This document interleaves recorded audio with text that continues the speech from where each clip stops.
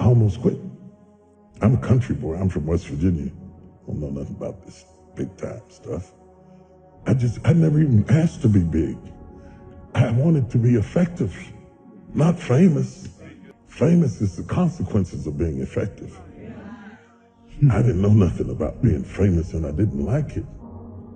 And so there I was, and when you first knew, everybody attacks you first and figures you out later. Because though we say you're innocent until proven guilty, the reality is you're really guilty till proven innocent. I didn't know that then, and I was young, upstart. You have to understand that you're looking at a 60-year-old man, but you're talking about something that's happening to a guy in his late 20s with little kids. And the first time I was in the Washington Post, the article was so vicious it made me nauseous.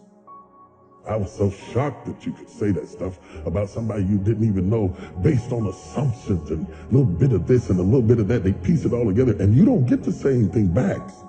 So I decided I don't want this. I was preaching for Pastor Bishop Donnie Mears, and nobody knew it because preachers can override their feelings and function. I preached, the place was on fire, but inside I wanted to quit. I told God, I'm through with this. I'm not going through this. I don't need this. I don't need that. I'm a guy who likes to go get his own chicken wings. I don't have to have all of that stuff to be happy. Because I wasn't raised with it.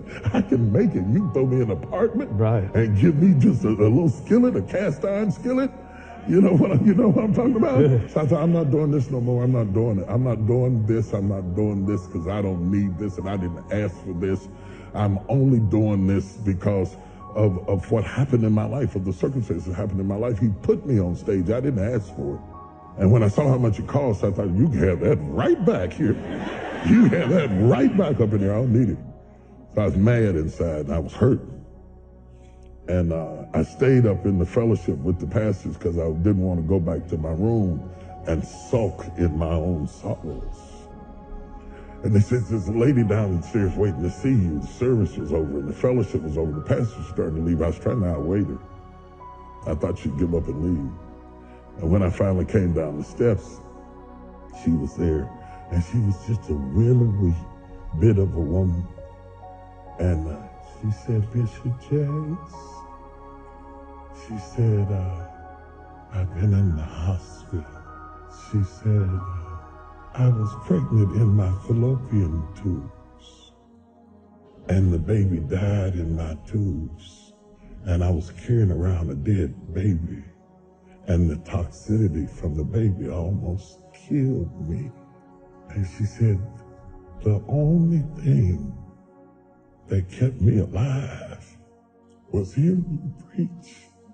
She said, if you hadn't been preaching to me every day, I swear I would have died. And then she looked at me and she said, it's for us. It's not for them. It's for us.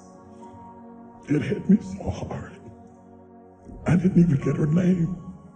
I got in the car and cried all the way back to my room because she reminded me why I was there.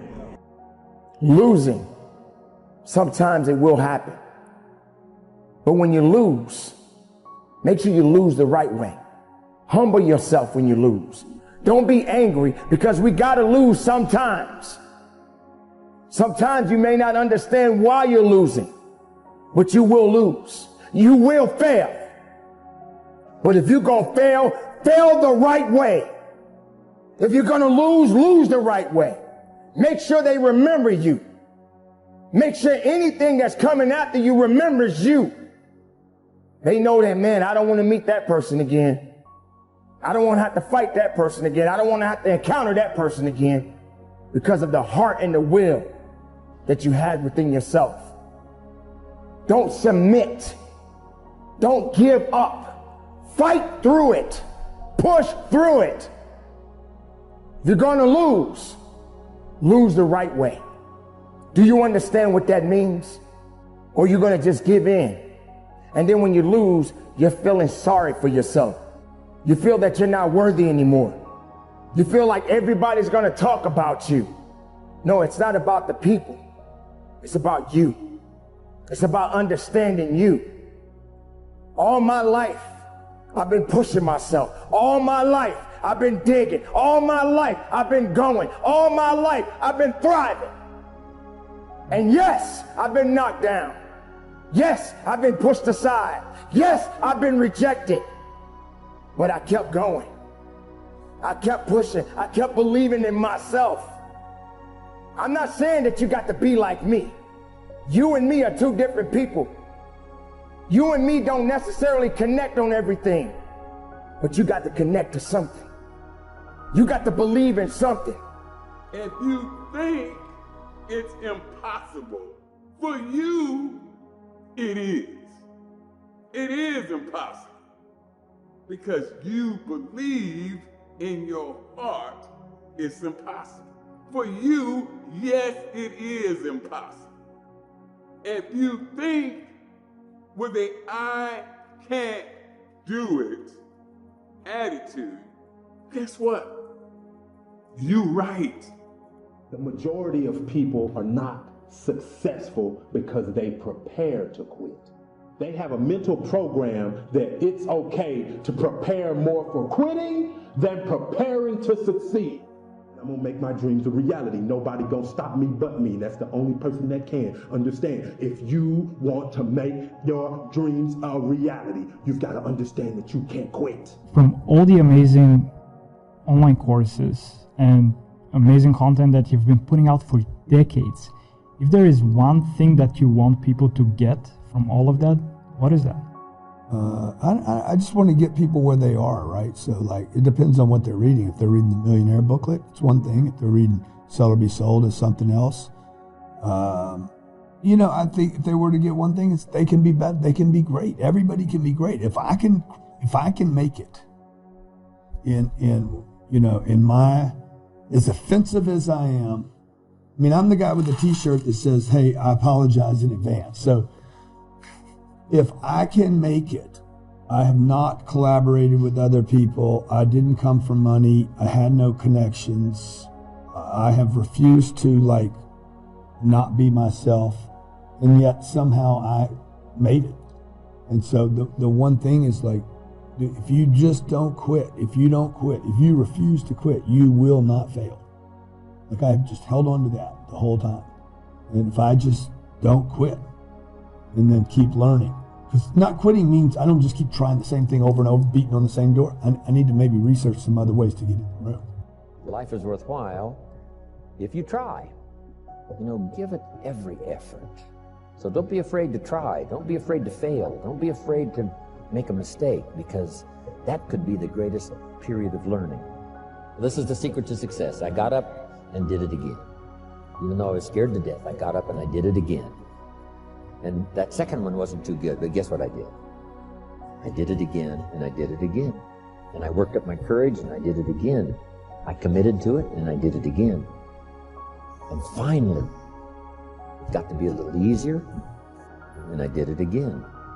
To make that variable, which is you, powerful, here's something to consider. It's called the 4 ifs that make life worthwhile. Here's the first one. Life is worthwhile if you learn. You gotta have the information. Without information, our dreams die. We don't have the chance to capitalize on opportunity without the information. So you have to learn, you have to know. It's very important to make life worthwhile. First, you've got to know. We learn first from other people's experiences that come along and teach us, like HBN, like the workshops, like the classes, like the seminars being done around the world. One unique way of learning from other people. But also you've got to learn from yourself. If you've had a poor week, just sit down and go over that week and say, what mistakes did I make? What did I leave undone that I should have done? Here's a couple of things. If I would have done this, I'm telling you, it would have been a different week. If you'll treat it that serious, you can learn whatever it takes to make your life worthwhile. Thank you so much for watching till the end. Don't forget to share your thoughts in the comments section. Please also like, subscribe, and share this video with your friends and families. Please watch our other motivational videos. Thank you again. You're single tasking. Now, here's some of the keys. Again, I teach these in my programs. Number one rule is do things faster.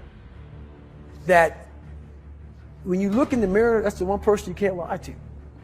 So every morning I would shave my head thinking, God, I would reflect back on some of the lies I may have told somebody or some of the ways I acted I didn't feel comfortable doing. And I did it to impress other normal people. But watch this. When I bought the house, she's so D, because you get the D's confused. She's so D that she knew I don't need to deal with that. You deal with that. I know life will back you down. I know life can be tough. But you are on a journey. You know my dad would say, go get it, son. Go get it, be sweet this week. Go get it, be sweet, baby, go get it, go get it.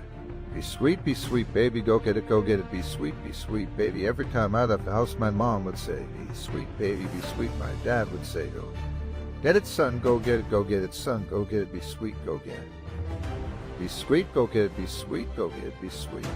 You got to be ready to fight in bounce back parts and counter punch, jab and jab back. Let me tell you something, life is a series of fights. The worst thing you can do is run away from your fights. In order for you to rise up, you better take your game to the next level. Your mindset needs to go to the next level.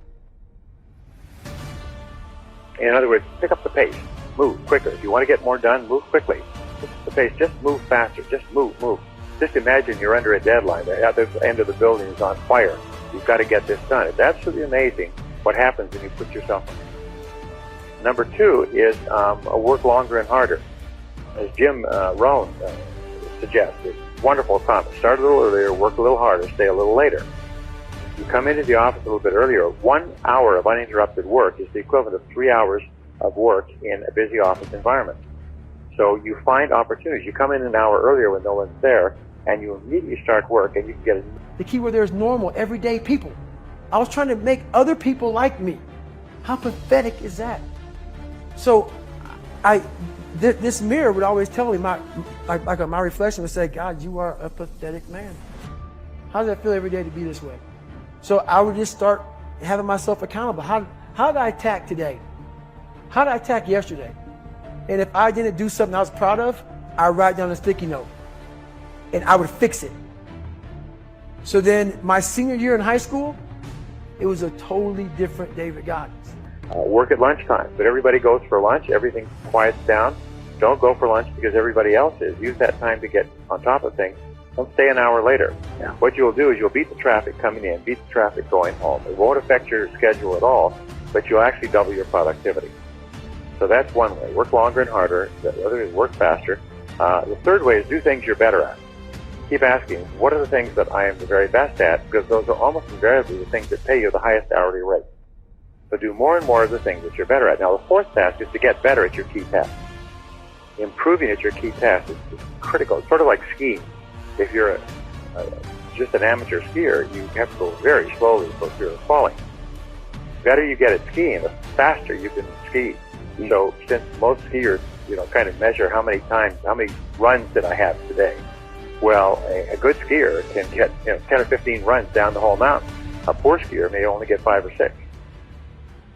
What brings me joy and happiness is knowing how beautiful the mind is.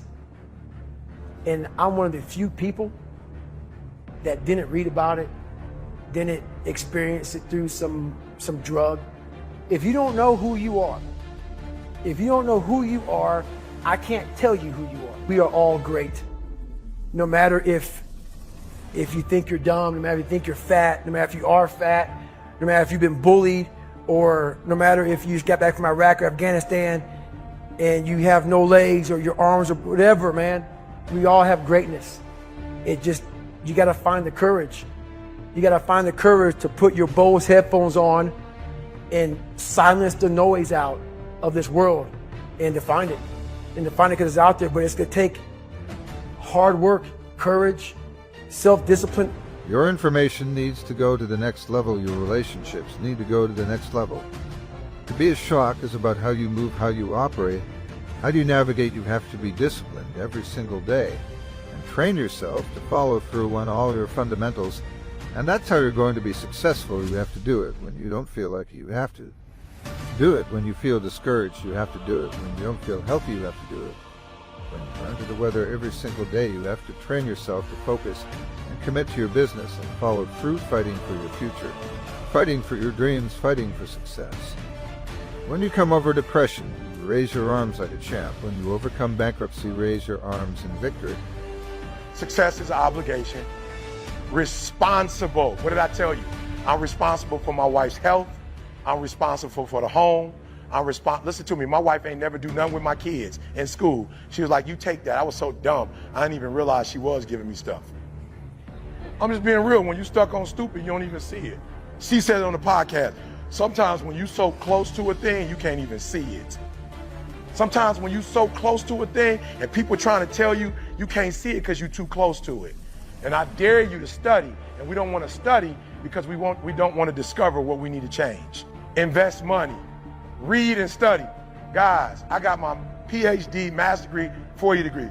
And you know the old saying that some people think they think, and the great majority would rather die than think. But the discipline of clear thinking is the most important because the way you think, the quality of your thinking determines the quality of your decisions and choices. Your decisions and choices determine the actions you take. The actions you take determine your results. Your results determine the quality of your life. And it all starts with your thinking clearly. Thomas Edison once said that thinking is the hardest discipline of all. It requires real effort to think because, especially today, we are so surrounded with distractions. I'm always amazed when I go down the street or fly or drive as people seem totally immersed in listening to things. They've got devices in their ears and stuff on their cell phone. They're listening to music in their car and they're watching television. They simply cannot stop bombarding their mind with sensory input. And of course, when you're doing that, it is impossible for you to think well. Don't you ever lose hope. Don't you ever give up your mindset. Sharks are powerful creatures. You've got to think different. You've got to be different if you want to be at the top of your food chain. So how will you show up on game day instead of feeling down about your situation? Try to figure out what you can do to create positive momentum for yourself. Even at your lowest point, even at your lowest moment, there is something that you can do to create a small win. Now your small win might not be the same. That's my small win. Your small win might simply be getting out of the bed. Let me tell you what school did. Everybody like, you don't need to go to school. Some of us need to go to school. Why? Because I never knew how to read and study. Studying is a discipline. There are things that just don't come by osmosis. It's a discipline. And the videos blew up. TGIM blew up. Why? Because of the three of us, Carl had the most C, and Carl was a biology major. So he would literally take the videos in and dissect them like he was in the lab. Business is a science. Marriage is a science. Parenting is a science. Health is a science. For real, you got to read and study, y'all. It's a science. To think well requires that you practice a couple of techniques.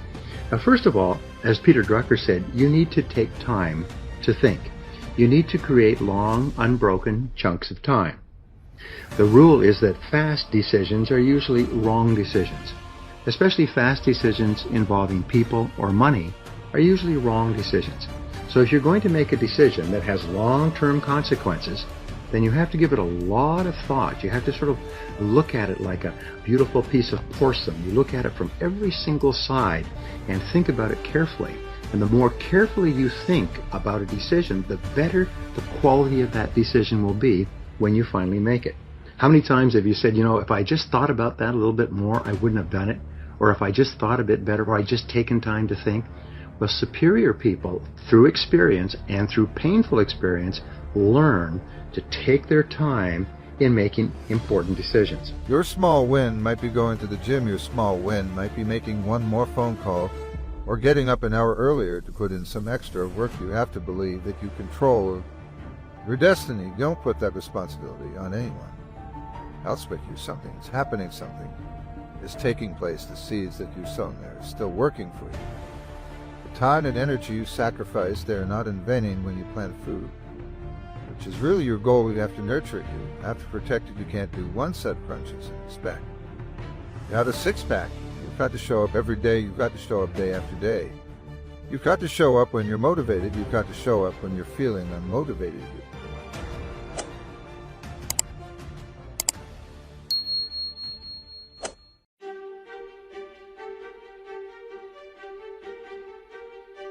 What most people fail to realize is that pain is inevitable and it is unavoidable.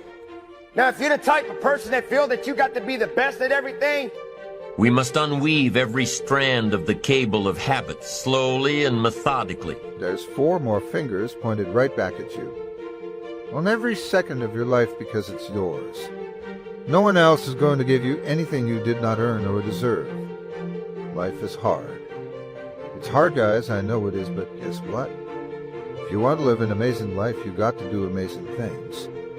You got to do those things that nobody else wants to do so you can live that life that nobody else can.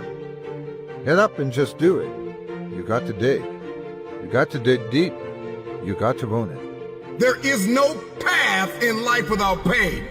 Whatever it is that you're going after, whoever it is that you've been destined to become, you cannot have it.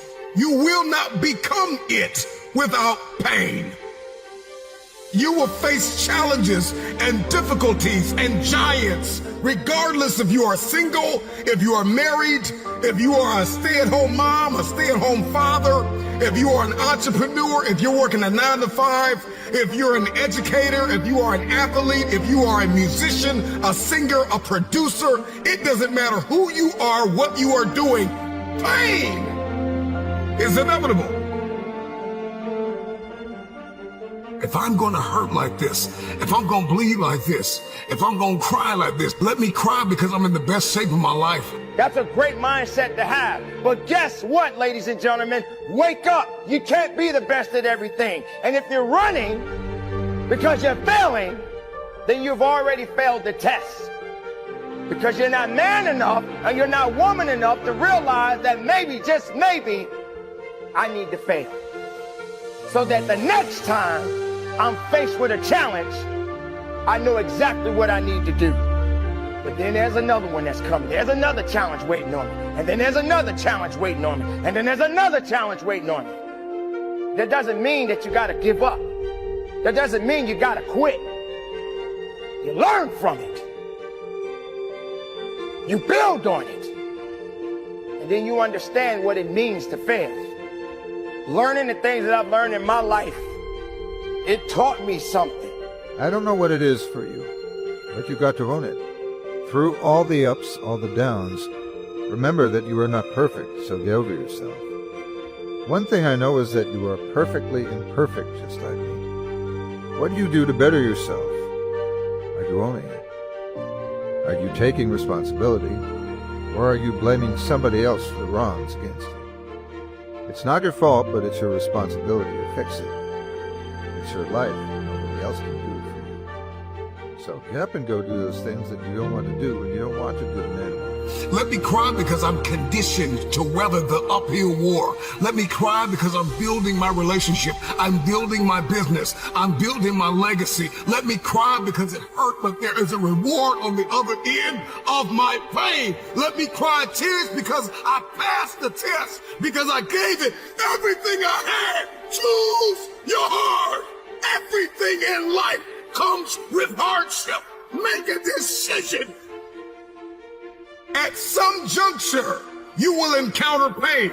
And the moment that you get acquainted with pain, you get acquainted with hardship, you realize that no matter what you do, no matter how much you study, no matter how much you plan, you will not be able to avoid a measure of pain.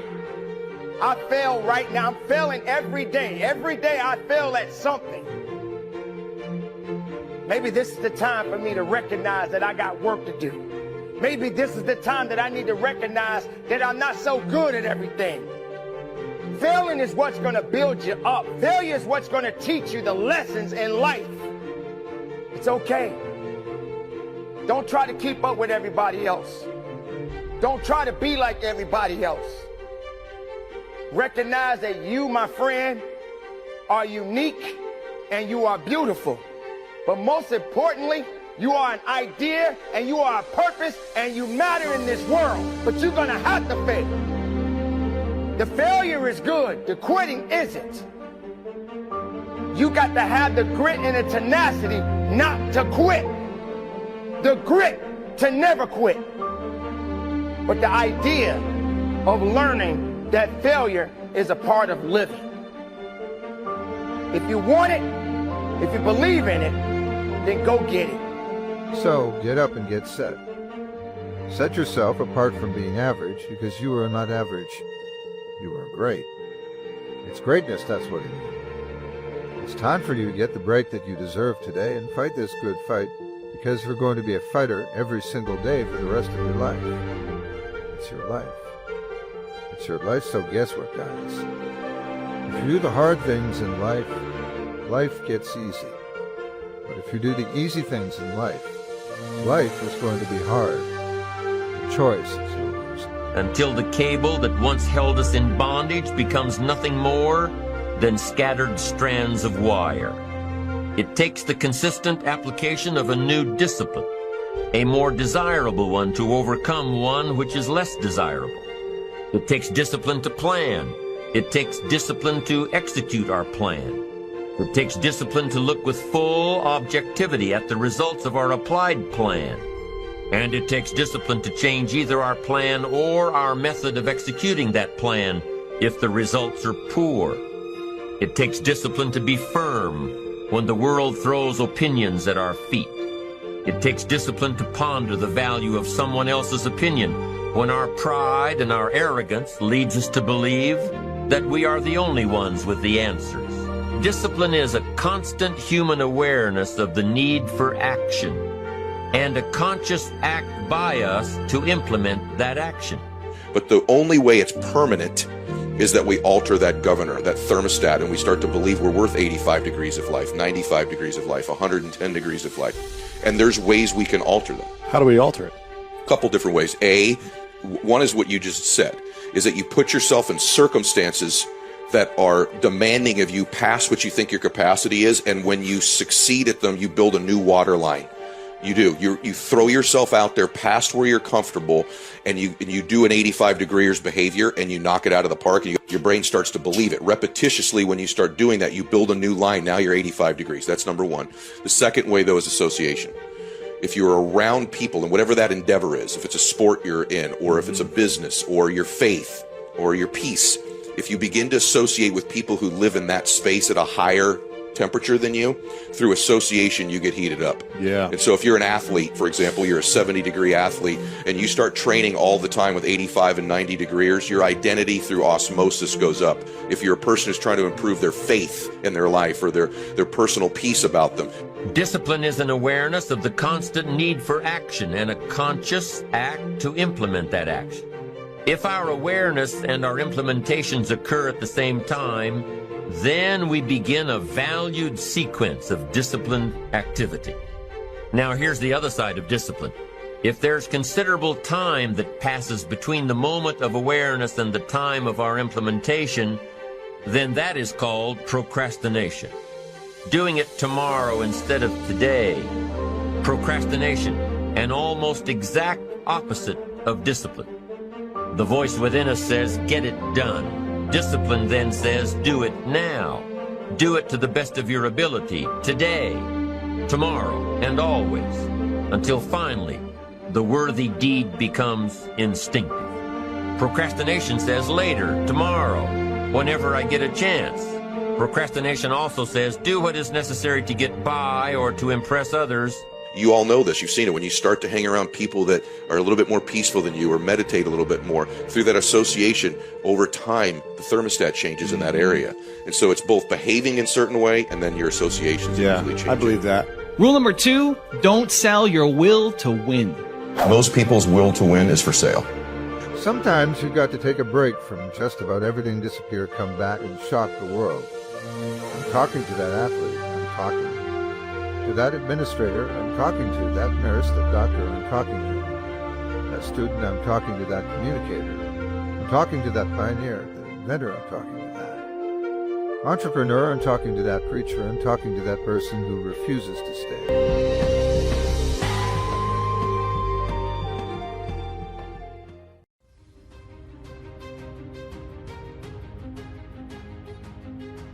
The noise in your family. I know you don't have no noise in your family. Pray for me. But sometimes my family get noisy. You know, you always got something going on. You got the noise in your family. You got the noise in your finances. You got the noise on your job. I don't care what you do. There's always somebody that you work with that don't like you. You got the noise of your job, the pressure of deadlines, the dates to meet, the this to do, the that to do, the bills to be paid, the taxes to come. Have you had your teeth cleaned? When was the last time you've been to the podiatrist? You haven't had anybody do anything with your scalp or your skin or your this, and you're standing in the middle of so much noise. You live in it, you drive in it, you walk in it, you get in your car and you get in the traffic. They're honking and blowing and pushing and shoving. You turn on your phone and there's somebody you don't even know on Instagram laying you out about something you don't even understand about, and you have to live in the noise. It isn't just the decibel of the noise itself, how loud, how boisterous it is. It also goes far beyond that. It is the constant living under the threat that takes away our peace. Peace has become valuable. When I was young, I wanted joy. We danced all night long. They put us in the car. We were still dancing and shouting up on y'all don't know nothing about that, but in old Holy Ghost sanctified church, we go to and we shout, and then we just had joy. But as I got older, I appreciate joy, but Lord, can I have a little peace? Oh, if you give me a little peace, I don't have to dance all night. Now I just want to be able to sleep all night. Oh, y'all not gonna talk to me. We've lost the sense of peace, the sense of contentment, the sense of well-being, the feeling of safety. Looking over your shoulder in the grocery store. Can't go to a theater without watching everybody. In the airport, looking for a strange bag drop at a strange place. You're scared of everybody. Living constantly under the threats of not knowing what's going to happen next. It will do certain things to you that will put you down and keep you down if you let it. It doesn't give you any strength. It gives you more weakness than power. When you surround yourself with people that are negative, when you surround yourself with different things that are not helping you to grow strong, but instead put you in a position where you're at a weak state and you don't feel that you could come back from it, that's exactly what negativity does. You cannot get anywhere in life when you're having negative things around you. If you are in a negative environment, these things will hinder you from success. You have got to understand what negativity truly ultimately does. Eventually, it will put you in a position where you are feeling hopeless. You feel that you got to depend on someone to be happy, but you don't. You feel like you got to hang around a bunch of people to feel important, but you don't. You got to understand when you're hanging around things that is not helping you to move up, it's only going to put you in a position where you're going to stay down. And this is not a place that you want to be. Do not let negative tell you what to do. Don't let negativity put you in a position that you feel that there's nothing going to come out of you. You have every opportunity right in front of you. Just take a moment of clarity within yourself and realize that you do matter. Understand that there's purpose within you, ladies and gentlemen. Understand that you do matter for a reason because you exist for a reason. Now, if you let negative or negativity control you, control your thoughts, control your actions, then what's left? You got to get past this thing about wondering who, what, when, and where, and how you're going to go to the next level. The only way you're going to move up is you got to move up with the right mindset and understanding that you have all the power and uniqueness within you to get to the level you want to be in your life. But you can't allow things that are holding you back to take control of your life.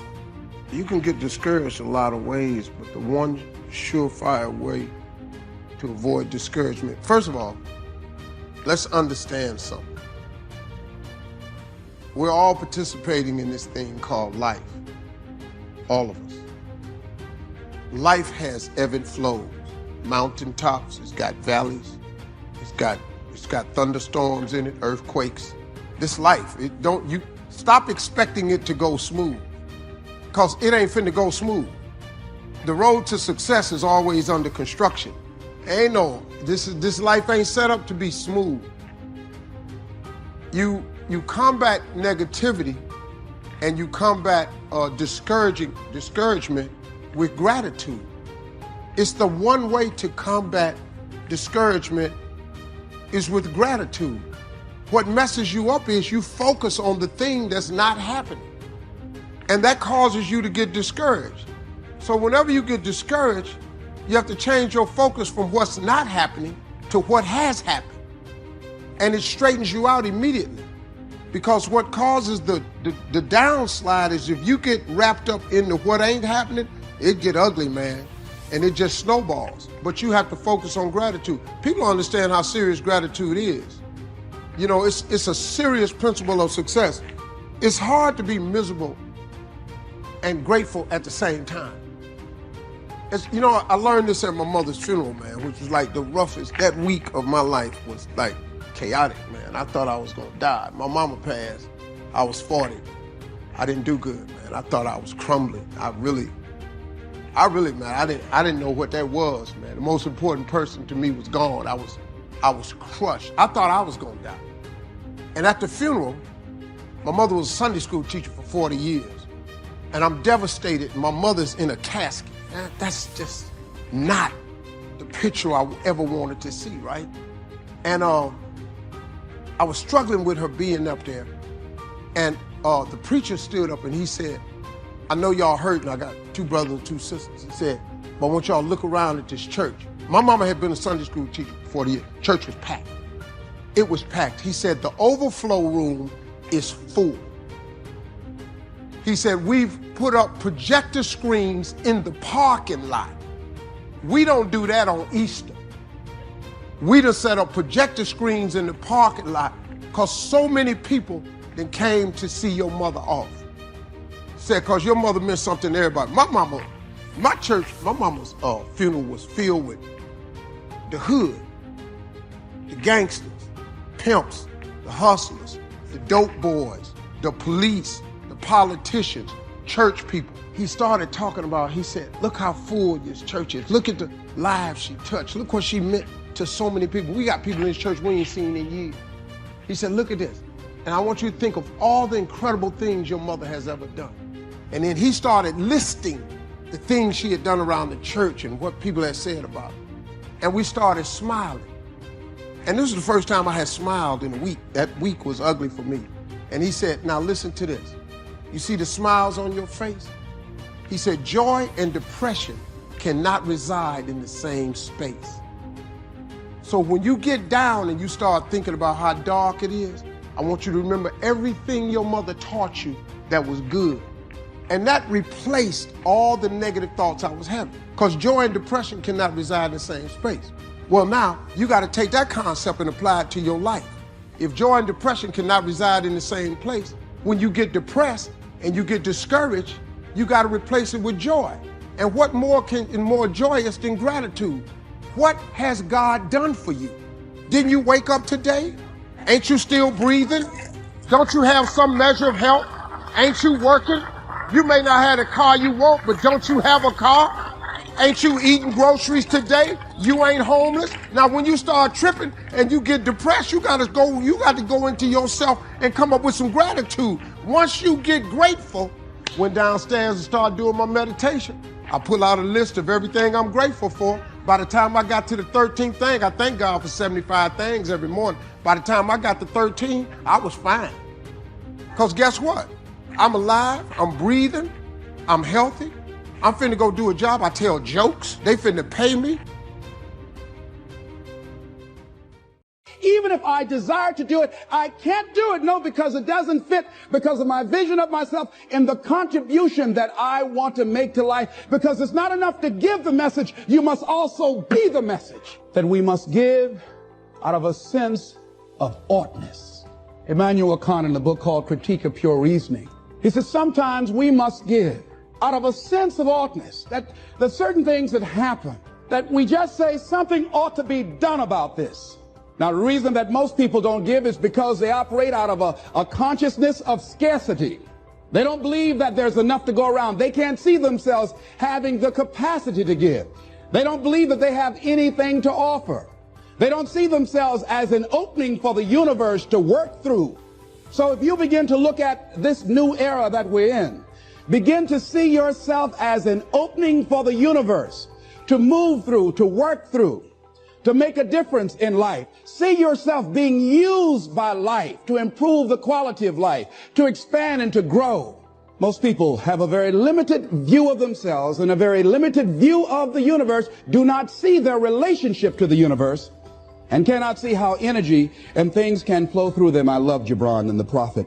Then said a rich man, speak to us of giving. And he answered, you give but little when you give of your possessions, but it's when you give of yourself that you truly give. Gibran goes on to say, there are those who give little of the much which they have, and they give it for recognition, and their hidden desire makes their gifts unwholesome. And we know people who give only to be recognized. I love that old saying, judge a man not by what he does, but by that he doesn't have to do. And to judge the true quality of a man is what do you do when nobody's looking. Gibran goes on to say something else important. He says, and there are those who have little and give it all. These are the believers in life and the bounty of life. See, most people don't give, ladies and gentlemen, because they don't believe in life. Most people don't give because they don't understand the abundance in life. And so they go through life holding back on life, not understanding this also, that what you hold back from life, life holds back from you. So most of us go through life, ladies and gentlemen, not giving, and we're cheating ourselves. I say, hey man, is the gig still available at Showtime at the Apollo? He said, yeah, we got one opening left. I said, I'll be there. So I called Eastern Airlines, who used to be open back then. They had a special for $99 going from Jacksonville, Florida to New York round trip. So I parked my car at the airport. I got everything I had was in 2 bags. Got to the Apollo. I said, hey man, I'm here. I got there at 11 o'clock in the morning. He said, you can't stay here because you don't come on to the late show tonight. I said, man, I ain't got nowhere to go. I said, if you just let me stay in this building, man, I ain't gonna move around nothing. I ain't got nowhere to go. I'm in Harlem. I can't go back out here. I got these 2 bags. I got victim wrote all over me, man. So he said, all right, if you go upstairs, don't come down. So he put me in the dressing room on the 6th floor. So that's where all the comedians were. So I stayed up there.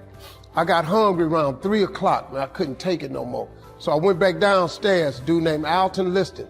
I said, hey man, he said, man, I thought I told you, don't come down them damn steps.